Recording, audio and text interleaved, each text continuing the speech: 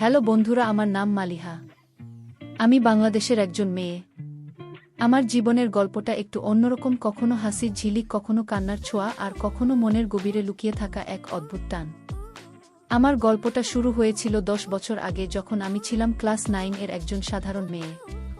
তখন আমি বন্ধুত্ব আর পরিবারের মায়া মমতার মধ্যে বড় হচ্ছিলাম। আমার জীবনে একজন বিশেষ মানুষ ছিল যার নাম অরণ্য। আমার চাচাতো ভাই এবং ছোটবেলার সঙ্গী, আমরা একই বাড়িতে বড় হয়েছি। ছোটবেলায় একসঙ্গে খেলেছি, দৌড়েছি, হেসেছি। আমাদের বাড়ির উঠোনে বর্ষার দিনে একসঙ্গে ভিজে মাটির সোদা গন্ধে মেতে উঠতাম। অরণ্য ছিল আমার সেই সঙ্গী যার সঙ্গে প্রতিটি মুহূর্ত আনন্দে ভরা ছিল। কিন্তু একদিন একটি বর্ষার বিকেলে আমাদের মধ্যে একটু ভুল বোঝাবুঝি হলো। আমি উঠোনে বৃষ্টিতে ভিজছিলাম, আর অরণ্য আমার কাছে এসে বলল, মালিহা, এভাবে বৃষ্টিতে ভিজলে ঠান্ডা লেগে যাবে, ঘরে যা, কাপড় কলটেনে। তার কথায় আমি একটু অবাক হলাম, কিন্তু মনে মনে ভাবলাম সে আমার ভালোর জন্যই বলছে। ঘরে ফিরে কাপড় পাল্টালাম, কিন্তু তার কথাগুলো মনে গেঁথে লাল। আমি একটু অভিমান করলাম। ভাবলাম, অরণ্য এত কড়াকড়ে কেন বলল? মা আমাকে ঘরে অভিমানী মুখে বসে থাকতে দেখে বললেন, কি রে, মুখ ফুলে বসে আছিস কেন? কি হয়েছে? আমি মাকে সব বললাম। মা হেসে বললেন, অরণ্য ঠিকই বলেছে, বৃষ্টিতে ভিজলে অসুখ হতে পারে। তুই এখন বড় হচ্ছিস, একটু সাবধানে চলাফেরা করতে হবে। মায়ের কথায় আমার অভিমান কিছুটা কমল, কিন্তু মনটা তখনও ভারী ছিল। একটু পরে দেখি অরণ্য আমার সামনে এসে দাঁড়িয়েছে, হাতে একটা চকলেট। আমি রাগ দেখিয়ে বললাম, এখানে কি করতে এসেছিস? যা এখান থেকে। অরণ্য হাসল, আমার হাতে চকলেটটা দিয়ে বলল, বোকা মেয়ে, রাগ করিস না।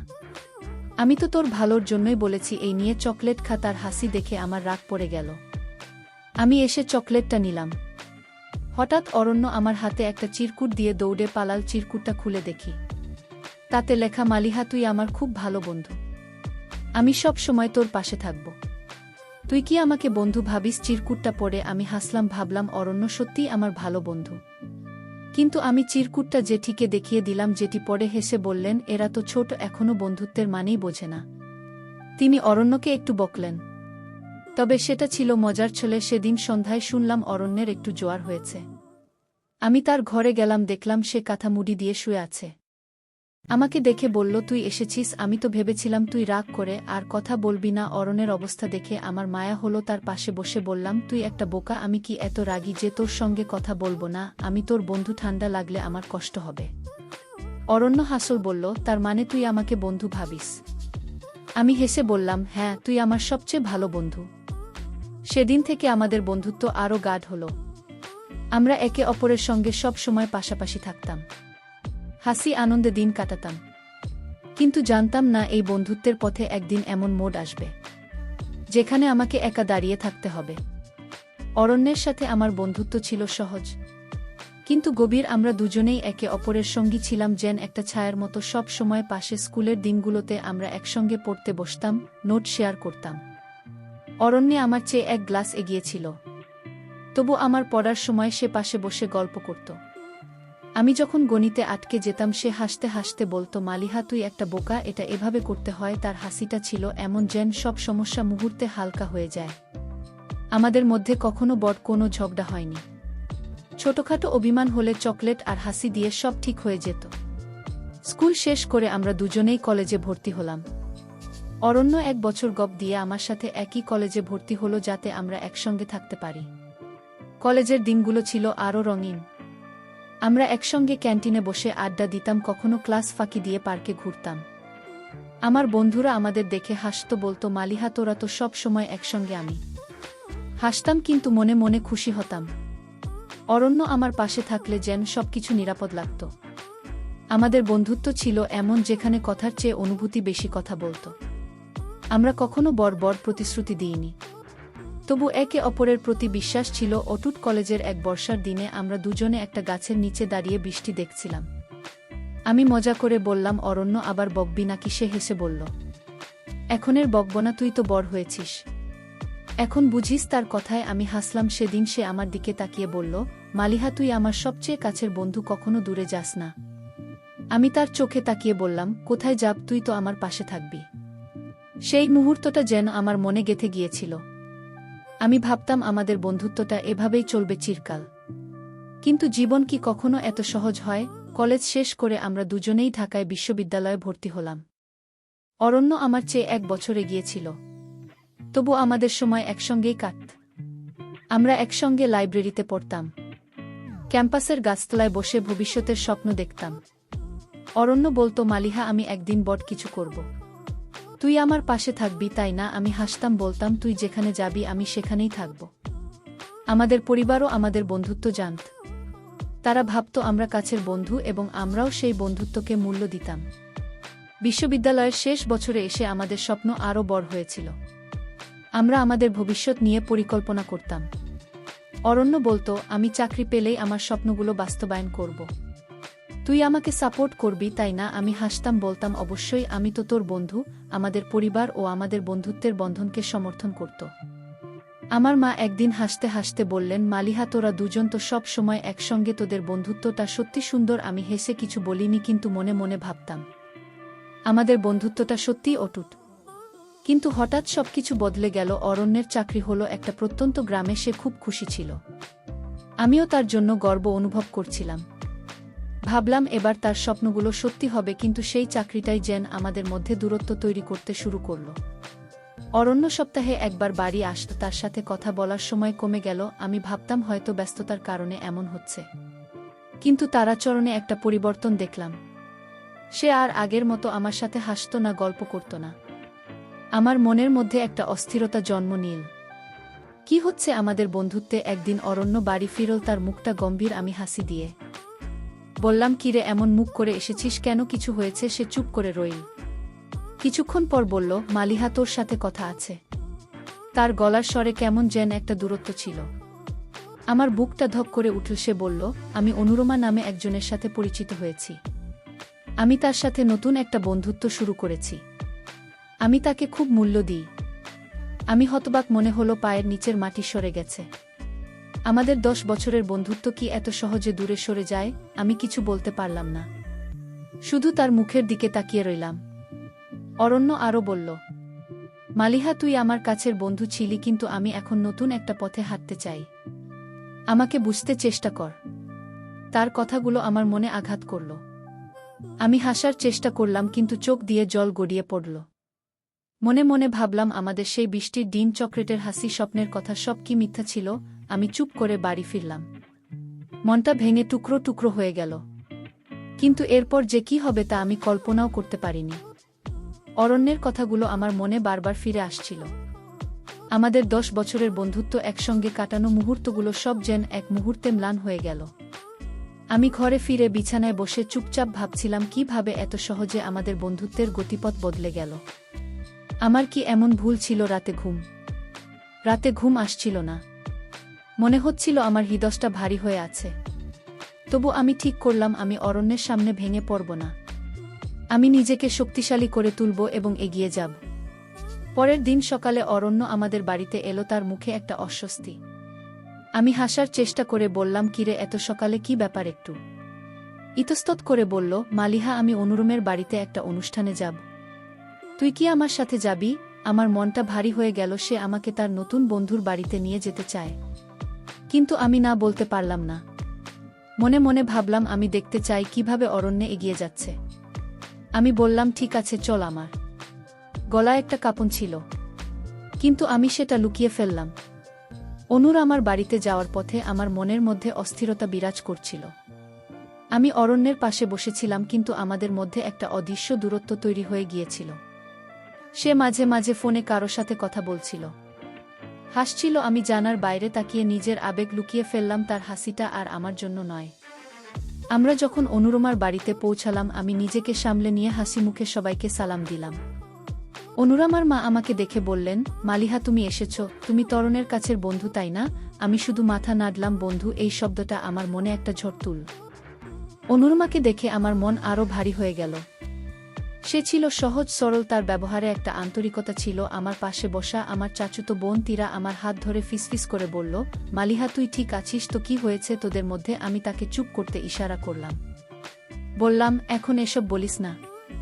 আমি ঠিক আছি। তীরার চোখে চিন্তার ছাপ, কিন্তু আমি আর কিছু বলতে পারলাম না।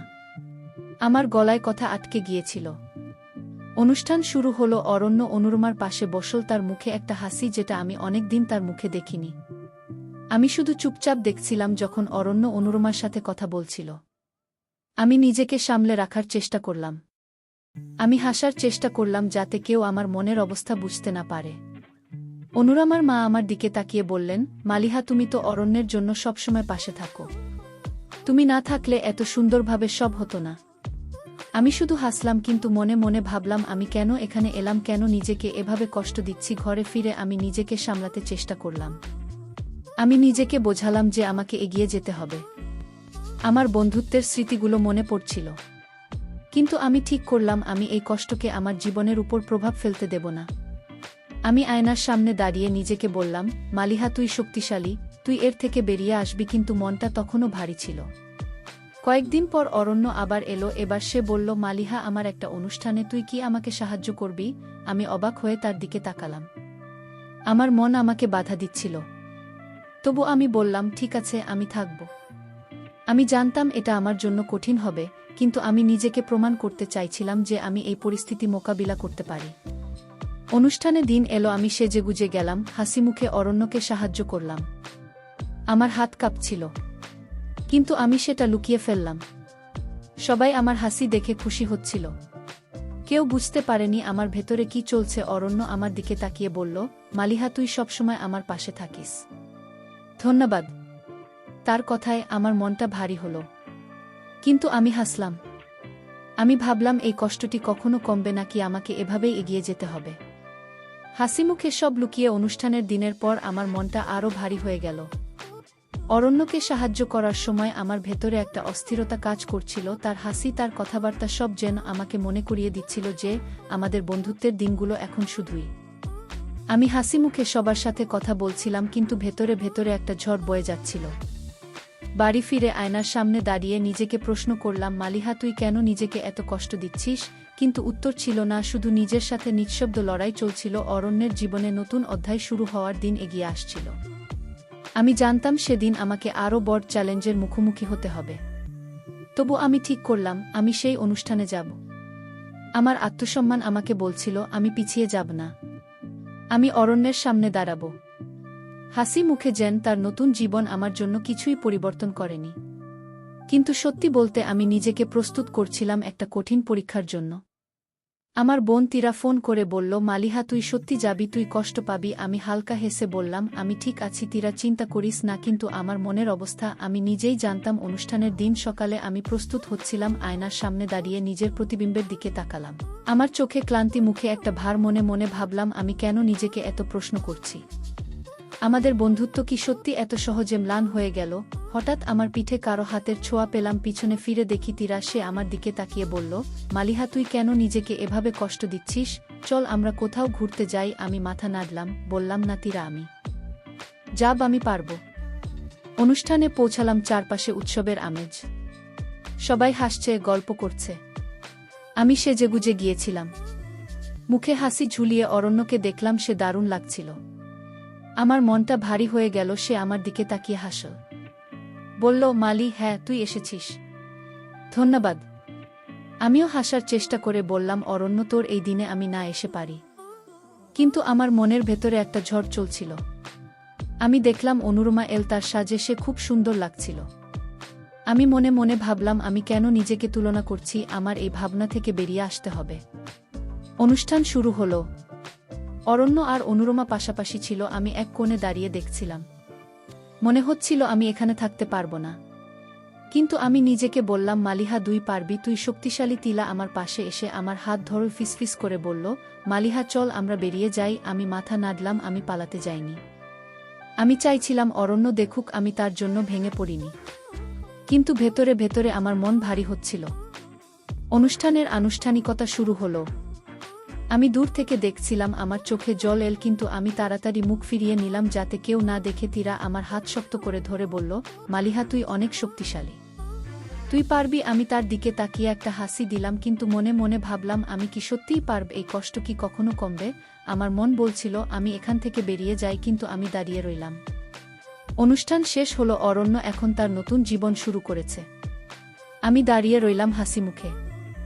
সবাই আমাকে দেখে বলছিল, মালিহা তুই কত সুন্দর হাসছিস। কিন্তু কেউ জানো না আমার হাসির পেছনে কতটা কষ্ট লুকিয়ে আছে। অরণ্য আমার দিকে এসে বলল, মালিহা তুই আমার জন্য অনেক করেছিস, আমি কখনো তোকে ভুলব না। আমি শুধু বললাম, অরণ্য তুই সুখী হো, কিন্তু আমার মন বলছিল আমি কিভাবে এই কষ্ট সামলাব। বাড়ি ফিরে আমি নিজেকে সামলানোর চেষ্টা করলাম। আমি বিছানায় বসে ভাবছিলাম আমার জীবন এখন কি হবে। আমি কত স্বপ্ন দেখেছিলাম, আর আজ আমি একা। আমি আয়নার সামনে দাঁড়িয়ে নিজেকে বললাম, মালিহা তুই হারবি না, তুই এর থেকে বেরিয়ে আসবি। কিন্তু মনের এক কোণে একটা প্রশ্ন জেগে উঠল, আমি কি সত্যি পারবো? আমি জানতাম আমার সামনে এখনো অনেক পথ বাকি। অরণ্যের নতুন জীবনের শুরুর দিনটা আমার মনে একটা ভারী ছাপ রেখে গেল। বাড়ি ফিরে আমি যেন নিজেকে একটু হারিয়ে ফেলেছিলাম। ঘরের চার দেয়াল আমাকে যেন প্রশ্ন করছিল, মালিহা তুই এখন কি করবি? আমি চুপচাপ বিছানায় বসে রইলাম। মনের কষ্ট যেন আরও গভীর হয়েছিল। আমার মা ঘরে এসে আমার পাশে বসলেন, আমার মাথায় হাত বুলিয়ে বললেন, মা তুই এত চুপচাপ কেন, কি হয়েছে বল। আমি কিছু বলতে পারলাম না, শুধু মায়ের কোলে মাথা রেখে চুপ করে রইলাম। মা আমার নীরবতা বুঝলেন, কিন্তু কিছু জিজ্ঞেস করলেন না। পরের কয়েকটা দিন আমি নিজেকে গুটিয়ে নিয়েছিলাম। ফোন বন্ধ করে রেখেছিলাম, বন্ধুদের সাথে কথা বলা কমিয়ে দিয়েছিলাম। তীরা আমাকে ফোন করে বারবার বলছিল, মালিহা তো এভাবে নিজেকে আটকে রাখিস না, বেরিয়ে আয়, আমরা গল্প করি। কিন্তু আমার মন কিছুই মানছিল না। আমি শুধু ভাবছিলাম আমাদের বন্ধুত্ব কিভাবে এভাবে বদলে গেল। আমি আয়নার সামনে দাঁড়িয়ে নিজেকে দেখতাম আর ভাবতাম আমি কিভাবে এগিয়ে যাব। এই প্রশ্নগুলো আমাকে ভেতর থেকে অস্থির করে তুলছিল। একদিন সকালে মা আমাকে ডেকে বললেন, মালিহা তুই এভাবে নিজেকে লুকিয়ে রাখলে কিচ্ছু হবে না, বাইরে বেরো, জীবনটা তো থেমে থাকেনি। মায়ের কথাগুলো আমার মনে দাগ কাট। আমি ভাবলাম হয়তো তোমার ঠিক বলছেন, আমি কেন নিজেকে এভাবে আটকে রাখব। অরণ্য তার জীবন নিয়ে এগিয়ে গেছে, আমি কেন পিছিয়ে থাকব। আমি ঠিক করলাম আমি নিজের জন্য বাঁচব। আমি আমার স্বপ্নগুলোকে আবার নতুন করে গড়ব। কিন্তু এই সিদ্ধান্ত নেওয়া সহজ ছিল না। মনের এক কোণে তখনও পুরনো স্মৃতি আমাকে টানছিল। আমি আমার পড়ার টেবিলে বসলাম। অনেকদিন পর আমার পড়ার বইগুলো হাতে নিলাম। আমি বিশ্ববিদ্যালয়ের শেষ বছরে ছিলাম, আর আমার সামনে অনেক কিছু করার ছিল। আমি ভাবলাম আমি আমার ক্যারিয়ারে মনোযোগ দেব। আমি নিজেকে প্রমাণ করব আমি নিজের পায়ে দাঁড়াতে পারি। কিন্তু পড়তে বসলেও মন বারবার ছটফট করছিল। আমাদের একসঙ্গে কাটানো মুহূর্তগুলো মনের পর্দায় ভেসে উঠছিল। আমি বই বন্ধ করে চোখ বুজলাম, মনে মনে বললাম, মালিহা তুই এগিয়ে যা, তুই পারবি। কয়েকদিন পর তীরা আমাদের জোর করে বাইরে নিয়ে গেল। আমরা একটা ক্যাফেতে বসলাম। তীরা আস্তে আস্তে বলল, মালিহা তুই দেখ জীবন কত সুন্দর, তুই কেন নিজেকে লুকিয়ে রাখছিস। আমি হালকা হাসলাম। তীরার কথায় আমার মন একটু হালকা হলো। আমরা গল্প করতে লাগলাম, হাসতে লাগলাম। অনেকদিন পর আমার মনে একটা স্বস্তি এলো। কিন্তু হঠাৎ তীরা বলল, মালিহা তুই কি জানিস, অরণ্য আর অনুরমা এখন শহরে ফিরেছে, তারা এখানে থাকবে। তার কথায় আমার হাসি থেমে গেল, আমার মনটা আবার ভারী হয়ে গেল। আমি কিছু বলতে পারলাম না। বাড়ি ফিরে আমি নিজেকে সামলানোর চেষ্টা করলাম। অরণ্য এখন শহরে, হয়তো কোনোদিন তার সাথে দেখা হয়ে যাবে। আমি কিভাবে তার মুখোমুখি হব? আমি কি পারব তাকে হাসি মুখে দেখতে? এই ভয় আমাকে আবার অস্থির করে তুলল। আমি আমার ডায়েরি খুললাম। অনেকদিন পর আমি লিখতে বসলাম। আমি লিখলাম, আমি জানি আমাদের বন্ধুত্ব এখন শুধুই স্মৃতি। আমি এগিয়ে যেতে চাই, কিন্তু কেন এত কঠিন লাগছে। লিখতে লিখতে আমার মন হালকা হলো। আমি ডায়েরি বন্ধ করে বিছানায় শুয়ে পড়লাম। পরের দিন সকালে আমি একটা নতুন সিদ্ধান্ত নিলাম। আমি একটা চাকরির জন্য আবেদন করব। আমি নিজেকে ব্যস্ত রাখব যাতে পুরনো স্মৃতি আমার মাথায় না আসে। আমি আমার কি তৈরি করতে বসলাম, কিন্তু মনের এক কোণে তখন একটা অদ্ভুত টান। আমি জানতাম আমাদের গল্প শেষ হয়ে গেছে, কিন্তু তবু মনে হচ্ছিল কিছু একটা যেন বাকি আছে। আমি নিজেকে বললাম, মালিহা তুই শক্ত হ, তুই নিজের জন্য বাঁচ। এই যুদ্ধটা আমার মনের সাথে এত সহজ ছিল না। সন্ধ্যায় আমি ছাদে গেলাম, আকাশে তারা জ্বলছিল। আমি আকাশের দিকে তাকিয়ে ভাবলাম, আমার জীবন কি আবার নতুন করে শুরু হতে পারে? আমি কি সত্যি এই কষ্ট থেকে বেরিয়ে নতুন একটা পথ খুঁজে নিতে পারবো? হঠাৎ আমার ফোন বেজে উঠল। তীরার ফোন। সে বলল, মালিহা কাল আমরা একটা পিকনিকে যাব, তুই আসবি? কোনো কথা শুনব না। আমি হাসলাম, হয়তো এই ছোট ছোট মুহূর্তগুলোই আমাকে আবার বাঁচতে শেখাবে। আমি বললাম, ঠিক আছে আমি যাব। কিন্তু মনের এক কোণে তখনও একটা অজানা প্রশ্ন, আমার জীবনের পরের অধ্যায় কি হবে? পিকনিকের দিন সকালটা ছিল উজ্জ্বল। তীরার জোড়াজুলিতে আমি তৈরি হয়ে বেরিয়ে পড়লাম। অনেকদিন পর বন্ধুদের সাথে এভাবে সময় কাটানোর সুযোগ হলো। আমরা একটা নদীর পাড়ে গিয়েছিলাম যেখানে হাওয়া ছিল মিষ্টি আর প্রকৃতি যেন আমাকে স্বাগত জানাচ্ছিল। তীরা আর আমার বন্ধুরা হাসি ঠাট্টায় মেতে উঠল। আমি তাদের সাথে হাসার চেষ্টা করছিলাম, কিন্তু মনের এক কোণে তখনও একটা শূন্যতা। তবু এই হাসি গানের মাঝে আমি একটু হালকা বোধ করলাম। তীরা আমার পাশে এসে বলল, মালিহা, দেখেছিস জীবন কত সুন্দর, তুই এভাবে হাসিস, তোকে কত ভালো লাগে। আমি হাসলাম, কিন্তু মনে মনে ভাবলাম, এই হাসি কি আমার মনের ভার কমাতে পারবে? পিকনিকে আমাদের এক বন্ধু রিয়াদ গিটার নিয়ে এসেছিল। সে গান ধরল আর আমরা সবাই তার সাথে গলা মিলালাম। গানের কথাগুলো যেন আমার মনকে ছুঁয়ে যাচ্ছিল। একটা গানের লাইন ছিল, ভাঙা মন নিয়েও এগিয়ে যেতে হয়, নতুন স্বপ্ন দেখতে হয়। আমি চোখ বন্ধ করে গানটা শুনছিলাম। মনে হচ্ছিল এই গানটা যেন আমার জন্য লেখা। গান শেষে রিয়াদ আমার দিকে তাকে বলল, মালিহা, তুই কেন এত চুপচাপ? একটা গান গানা। আমি হেসে বললাম, আমার গলা তো ভালো না, কিন্তু সবাই জোর করায়। আমি একটা পুরনো গান গাইলাম। গাইতে গাইতে মনটা হালকা হলো, তবে আমি আমার আবেগ লুকিয়ে রাখলাম। পিকনিক থেকে ফেরার পথে আমার মনটা একটু স্থির হলো। আমি ভাবলাম, হয়তো এই ছোট ছোট মুহূর্তগুলোই আমাকে আবার এগিয়ে যেতে সাহায্য করবে। বাড়ি ফিরে আমি আমার কি নিয়ে বসলাম। কয়েকটা চাকরির জন্য আবেদন করলাম। আমি ঠিক করলাম আমি নিজেকে ব্যস্ত রাখব। আমি আর পুরনো স্মৃতির পেছনে ছুটব না। কিন্তু রাতে ঘুমানোর আগে মনটা আবার অস্থির হয়ে উঠল। আমি জানতাম অরণ্য এখন শহরে, হয়তো কোনোদিন তার সাথে দেখা হয়ে যাবে। আমি কি তাকে দেখে নিজেকে সামলাতে পারব? এই ভয় আমাকে অস্থির করছিল। পরের দিন সকালে আমার ফোনে একটা ইমেইল এলো। একটা কোম্পানি আমাকে ইন্টারভিউ এর জন্য ডেকেছে। আমার মনে একটা নতুন আশা জাগল। আমি তৈরি হতে লাগলাম। মা আমাকে দেখে বললেন, মালিহা, তোর মুখে আজ একটা আলো দেখছি, এভাবেই থাকিস। আমি হাসলাম, কিন্তু ইন্টারভিউয়ের জন্য বেরোনোর সময় আমার মনটা আবার ছটফট করতে লাগল। আমি রাস্তায় হাঁটছিলাম, হঠাৎ একটা পরিচিত মুখ দেখলাম, অরণ্য। সে একটা কফি শপের বাইরে দাঁড়িয়ে কারো সাথে কথা বলছিল। আমার মনটা ধক করে উঠল। আমি তাড়াতাড়ি মুখ ফিরিয়ে নিলাম যাতে সে আমাকে না দেখে। আমি দ্রুত পা চালিয়ে এগিয়ে গেলাম, কিন্তু আমার মনের মধ্যে একটা ঝড় বয়ে গেল। অরণ্যকে দেখে আমার মনটা মুচড়ে উঠল। সে কি আমাকে দেখেছে? এই প্রশ্ন আমাকে অস্থির করে তুলল। আমি ইন্টারভিউ এর জায়গায় পৌঁছে নিজেকে সামলানোর চেষ্টা করলাম। ইন্টারভিউটা ভালোই হলো, কিন্তু ফেরার পথে আমার মন আবার ভারী হয়ে গেল। আমি ভাবলাম, আমি কি কখনোই স্মৃতি থেকে মুক্ত হতে পারবো, নাকি এই অনুভূতি আমার জীবনে ছায়ার মতো থেকে যাবে? বাড়ি ফিরে আমি তীরাকে ফোন করলাম, তাকে সব বললাম। তীরা বলল, মালিহা, তুই এত ভাবিস কেন? অরণ্য তার জীবন নিয়ে এগিয়ে গেছে, তুইও এগিয়ে যা, তুই অনেক শক্তিশালী। তীরার কথায় আমার মনে একটু সাহস এল। আমি ভাবলাম, হয়তো তীরা ঠিক বলছে, আমি নিজের জন্য বাঁচব। আমি আমার স্বপ্নগুলো পূরণ করব। কিন্তু রাতে ডায়েরি খুলে লিখলাম, আমি এগিয়ে যেতে চাই, কিন্তু এই স্মৃতি কেন আমাকে তাড়া করে? লিখতে লিখতে মনটা হালকা হলো। আমি জানতাম এই পথটা সহজ নয়। পরের দিন আমি আরেকটা চাকরির ইন্টারভিউ এর জন্য তৈরি হলাম। আমি নিজেকে বোঝালাম, আমি এগিয়ে যাব।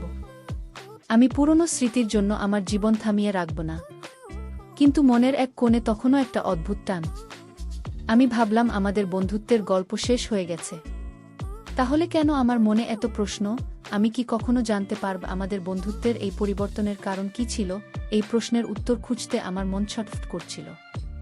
আমি আয়নার সামনে দাঁড়িয়ে বললাম, মালিহা, তুই পারবি, তুই নিজেকে নতুন করে গড়বি। এই যুদ্ধটা আমার নিজের সাথে এত সহজ ছিল না। সন্ধ্যায় আমি ছাদে গেলাম। আকাশটা ছিল পরিষ্কার, তারায় ভরা। আমি আকাশের দিকে তাকিয়ে ভাবলাম, আমার জীবন কি আবার নতুন করে ফুটবে? আমি কি সত্যি এই কষ্ট থেকে বেরিয়ে আসতে পারবো? হঠাৎ আমার ফোনে একটা মেসেজ এলো, অচেনা নম্বর থেকে মেসেজ লেখা, মালিহা, তুই কেমন আছিস? আমার মনটা ধক করে উঠল। এটা কে পাঠিয়েছে আমি জানতাম না, কিন্তু মনের এক কোনো একটা অদ্ভুত আশঙ্কা জেগে উঠল। আমার জীবনের পরের অধ্যায় কি নতুন কোনো রহস্য নিয়ে আসছে? অচেনা নম্বর থেকে আসা মেসেজটা আমার মনে একটা অদ্ভুত অস্থিরতা জাগাল। মালিহা, তুই কেমন আছিস? এই সাধারণ কথাটা আমার মনের মধ্যে ঢেউ তুলল। আমি কয়েক মুহূর্ত মোবাইলের স্ক্রিনের দিকে তাকিয়ে রইলাম। এটা কে পাঠিয়েছে? অরণ্য না, সে তো এখন তার নতুন জীবনে মগ্ন। তাহলে কে? আমি উত্তর দেওয়া সাহস পেলাম না। মোবাইলটা রেখে ছাদের রেলিং ধরে দাঁড়ালাম। আকাশে তারাগুলো যেন আমার প্রশ্নের উত্তর দিতে চাইছিল, কিন্তু কোনো উত্তর মিলল না। আমি নিজেকে বললাম, মালিয়া, তুই এত ভাবিস কেন? এটা হয়তো কেউ ভুল করে পাঠিয়েছে। পরের দিন সকালে আমি ইন্টারভিউয়ের জন্য তৈরি হলাম। মনটা আজ একটু হালকা লাগছিল। আমি ঠিক করেছিলাম আমি আমার জীবন নিয়ে এগিয়ে যাব। ইন্টারভিউটা ভালোই হলো। ইন্টারভিউ আর আমার কথায় খুশি হয়ে বললেন, মালিহা, তোমার মধ্যে একটা আলাদা আত্মবিশ্বাস আছে। আমরা তোমার সাথে পরে যোগাযোগ করব।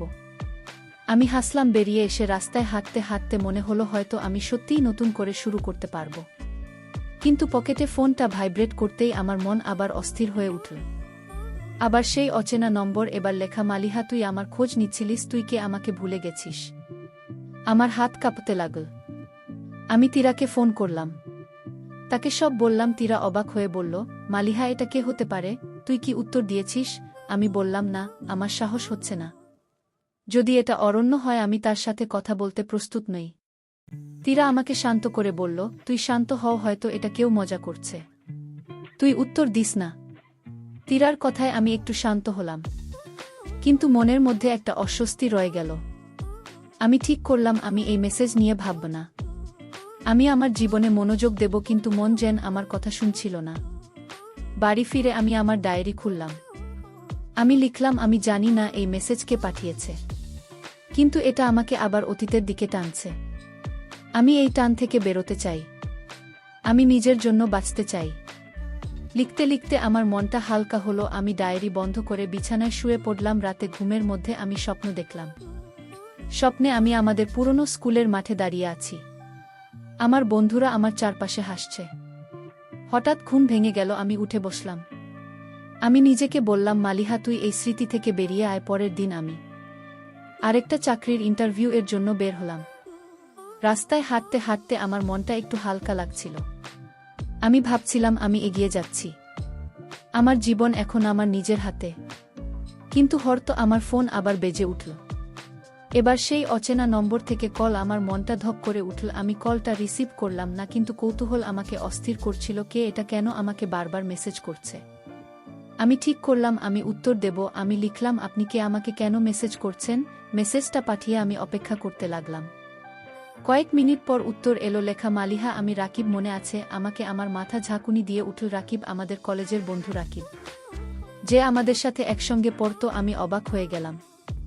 রাকিব এতদিন পর আমাকে মেসেজ করছে কেন?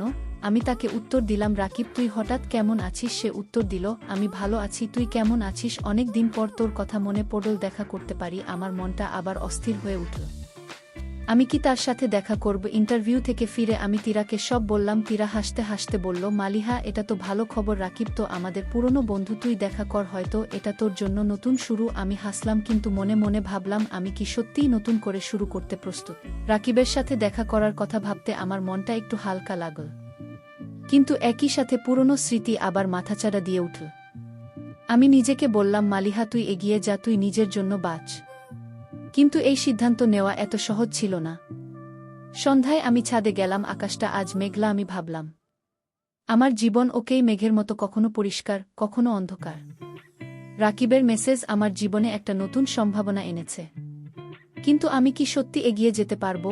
আমি আকাশের দিকে তাকিয়ে বললাম, মালিহা, তুই শক্ত হও, তুই পারবি। কিন্তু মনের এক কোণে তখনও একটা প্রশ্ন, রাকিবের সাথে দেখা করলে কি আমি অতীতের স্মৃতি থেকে মুক্ত হতে পারবো, নাকি আমার জীবনের এই অধ্যায় আর একটা নতুন রহস্য নিয়ে আসবে? রাকিবের সাথে দেখা করার কথা ভাবতে আমার মনের মধ্যে একটা দ্বিধা কাজ করছিল। আমি কি সত্যি নতুন করে শুরু করতে প্রস্তুত? তবু তীরার উৎসাহে আমি রাকিবকে একটা ক্যাফেতে দেখা করতে রাজি হলাম। সেদিন সকালে আমি তৈরি হয়ে বের হলাম। আয়নার সামনে দাঁড়িয়ে নিজেকে বললাম, মালিহা, তুই শক্ত হ, এটা তোর জীবনের নতুন একটা পাতা। ক্যাফেতে পৌঁছে দেখি রাখি ইতিমধ্যে এসে বসে আছে। তার মুখে সেই পুরনো হাসি, যেটা কলেজের দিনগুলোতে আমি অনেকবার দেখেছি। সে আমাকে দেখে বলল, মালিহা, তুই এখনও সেই হাসিটা নিয়ে আছিস? আমি হাসলাম, কিন্তু মনের এক কোণে তখনও পুরনো স্মৃতির ছায়া। আমরা গল্প শুরু করলাম। রাকিব জানাল সে এখন একটা ভালো চাকরি করে বিদেশে কিছুদিন ছিল। সে আমার কথা জানতে চাইল। আমি হালকা হেসে বললাম, আমি ঠিক আছি, জীবন চলছে। কিন্তু আমার কথার মাঝে একটা ফাঁকা ভাব ছিল। রাকিব যেন সেটা বুঝল। সে বলল, মালিহা, আমি শুনেছি তুই অনেক চ্যালেঞ্জের মধ্যে দিয়ে গেছিস, কিন্তু তুই অনেক শক্তিশালী। আমি তোকে সব সময় প্রশংসা করতাম। তার কথায় আমার মনটা একটু হালকা হলো। আমি ভাবলাম হয়তো আমি সত্যি এগিয়ে যেতে পারব। কিন্তু হঠাৎ রাকিব বলল, মালিহা, আমি অরণ্য সত্যি দেখা করেছিলাম কিছুদিন আগে। আমার মনটা ধক করে উঠল। রাকিব বলতে লাগল, অরণ্য আমাকে বলছিল সে তার জীবন নিয়ে এগিয়ে গেছে, কিন্তু তোর কথা তার মনে আছে। আমি অবাক হয়ে তাকালাম। অরণ্য এখনও আমার কথা ভাবে। আমি রাকিবকে বললাম সে এখন তার জীবনে এগিয়ে গেছে, আমিও আমার জীবন নিয়ে এগোচ্ছি। রাকিব মাথা নাড়ল, বলল, মালিহা তুই নিজের জন্য বাঁচ, তুই অনেক বড় কিছু করতে পারবি। তার কথাগুলো আমার মনে দাগ কাটল। আমি বুঝলাম আমার জীবনের মূল্য আমি নিজেই নির্ধারণ করব, অন্য কেউ নয়। ক্যাফে থেকে বেরিয়ে আমি একা হাঁটতে লাগলাম। রাস্তায় হাঁটতে হাঁটতে আমার মনে হলো আমি অনেক দিন পর নিজেকে হালকা অনুভব করছি। পুরনো স্মৃতি মনে পড়লেও আমি আর ততটা ভারী বোধ করলাম না। আমি ভাবলাম হয়তো আমি সত্যি এগিয়ে যাচ্ছি। পরের দিন আমার ফোনে একটা ইমেল এলো। আমি চাকরিটা পেয়েছি। আমার মুখে একটা সত্যি পাড়ের হাসি ফুটল। আমি মাকে ফোন করে বললাম, মা আমি চাকরি পেয়েছি। মা খুশিতে বললেন, মালিহা আমি জানতাম তুই পারবি। আমার মনটা আনন্দে ভরে গেল। চাকরিতে যোগ দেওয়ার প্রথম দিন আমি নিজেকে নতুন মনে করলাম। আমার সহকর্মীরা আমাকে স্বাগত জানালো। আমি কাজে মন দিলাম। প্রতিদিন নতুন কিছু শিখছিলাম, নতুন মানুষের সাথে পরিচয় হচ্ছিল। আমার মনটা ধীরে ধীরে ভরে উঠছিল। একদিন অফিস থেকে ফেরার পথে আমি আবার অরণ্যকে দেখলাম। সে একটা দোকানের সামনে দাঁড়িয়েছিল একা। আমার মনটা এক মুহূর্তের জন্য কেঁপে উঠল, কিন্তু আমি থামলাম না। আমি হেঁটে চলে গেলাম। আমি বুঝলাম অরণ্য এখন আমার পতিত, আমার বর্তমান, আমার নিজের হাতে। কয়েক মাস পর আমি আমার জীবনে অনেক এগিয়ে গিয়েছিলাম। আমার চাকরিতে আমি ভালো করছিলাম। তীরা আর আমার বন্ধুরা আমাকে দেখে বলতো, মালিহা তুই যেন নতুন মানুষ। আমি হাসতাম, আমি নিজেকে নতুন করে আবিষ্কার করেছিলাম। একদিন রাতে আমি আমার ডায়েরি খুললাম। আমি লিখলাম, পুরনো স্মৃতি আমাকে কষ্ট দিয়েছিল, কিন্তু সেই কষ্ট আমাকে শক্তিশালী করেছে। আমি আজ নিজের জন্য বাঁচছি, আমি আমার স্বপ্ন পূরণ করছি। লিখতে লিখতে আমার মুখে একটা হাসি ফুটল। আমি বুঝলাম আমি জিতেছি। একদিন তীরা আমাকে একটা পার্টিতে নিয়ে গেল। সেখানে অনেক পুরনো বন্ধুদের সাথে দেখা হলো। রাকিবও ছিল। সে আমাকে দেখে বলল, মালিহা তুই আজ অনেক বদলে গেছিস, তোর চোখে একটা আলো আছে। আমি হাসলাম, আমি জানতাম এই আলো আমি নিজে জ্বালিয়েছি। পার্টিতে হাসি গল্পের মাঝে আমি হঠাৎ একটা পরিচিত মুখ দেখলাম, অরণ্য। সে আমার দিকে তাকিয়ে হাসল। আমি তার দিকে তাকিয়ে হাসলাম, কিন্তু এবার আমার মন শান্ত ছিল। আমি বুঝলাম আমি অতীতের স্মৃতি থেকে মুক্ত হয়েছি। আজ আমি ছাদে দাঁড়িয়ে আকাশের দিকে তাকিয়ে আছি। তারাগুলো যেন আমাকে বলছে, মালিহা তুই পারছিস, তুই পারবি। আমি নিজেকে বললাম, অতীতের কষ্ট হয়তো আমাকে চ্যালেঞ্জ করেছিল, কিন্তু সেই কষ্টই আমাকে শিখিয়েছে নিজেকে মূল্য দিতে। আমি শিখেছি আমার মূল্য আমি নিজেই নির্ধারণ করতে। সবশেষে বন্ধুরা, আমি তোমাদেরকে বলতে চাই, জীবনের প্রতিটি কষ্ট আমাদের শক্তিশালী করে। আমার জীবনের গল্প আমাদের শেখায়, অতীতের ছায়া যতই ভারী হোক না কেন, নিজের জন্য বাঁচার সাহসী আমাদের সত্যিকারের পথসংগ্রাম। বন্ধুরা, আমাদের অতীতের ভুল বা কষ্ট দেখে আমাদের হাল ছেড়ে দেওয়া উচিত নয়, কারণ অতীতের ভুল বা কষ্টগুলোই আমাদের ভবিষ্যতের শান্তির পাথেয় হয়ে দাঁড়ায়। বন্ধুরা, আমার গল্পটি যদি তোমাদের ভালো লাগে তাহলে লাইক, শেয়ার এবং সাবস্ক্রাইব করে পাশে থেকো। এতক্ষণ ধৈর্য ধরে গল্পটি শোনার জন্য তোমাদের সবাইকে অসংখ্য ধন্যবাদ।